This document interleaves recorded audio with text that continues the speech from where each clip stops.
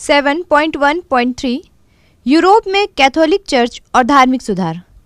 जैसा कि हम जानते हैं, ईसाई धर्म की शुरुआत पश्चिम एशिया के फिलिस्तीन प्रदेश में पहली सदी से हुई थी। तब यह रोमन साम्राज्य का हिस्सा था।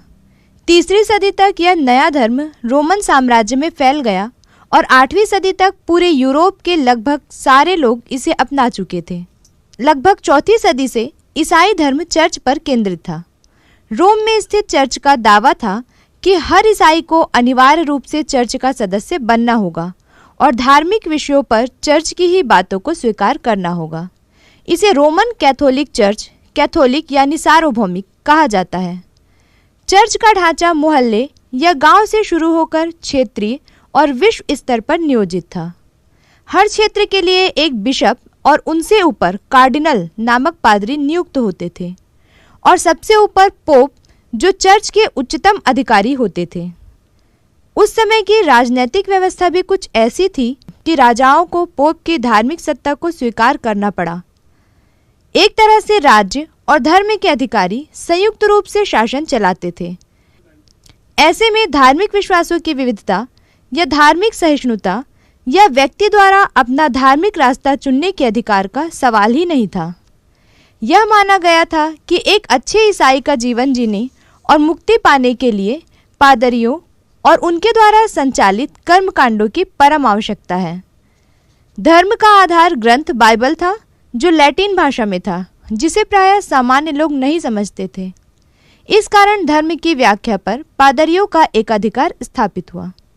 चर्च एक न्यायालय के रूप में भी काम करता था, जिसके शीर्ष पर पोप होता था।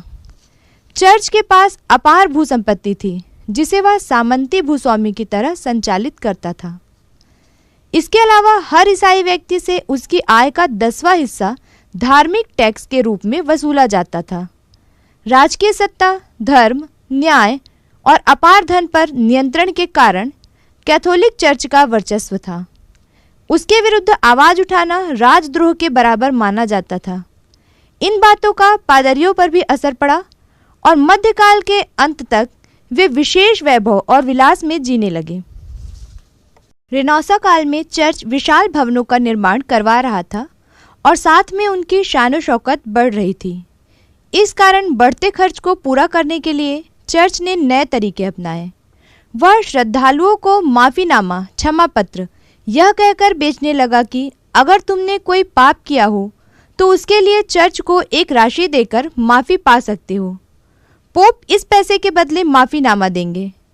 ईश्वर के सामने जब पहुंचोगे तो इसे दिखाकर माफ़ी पा सकते हो।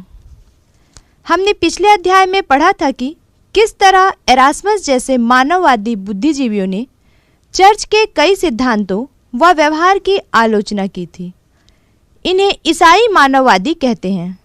वे चर्च के विरुद्ध किसी बगावत की बात नहीं कर रहे थे, बल्कि उसमें आंतरिक सुधार की मांग कर रहे थे।